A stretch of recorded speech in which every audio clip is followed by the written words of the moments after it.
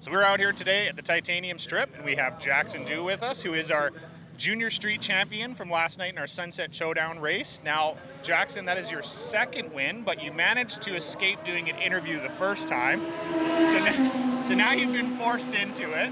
So tell us about your day last night. Well, not day. Tell us about your night. The night was pretty good. The first two rounds, they both red lit, so I kind of just fast tracked to semifinals, and then I just won. I don't really remember, but here I am now. Hey, it worked out. Sometimes you got to be lucky to be good and good to be lucky. So it kind of goes both ways. So I'm a huge personally, I'm a huge fan of SN Blazers. Always have been. This one's pretty rare actually because it is two-wheel drive, and they don't have many of those up here in Canada.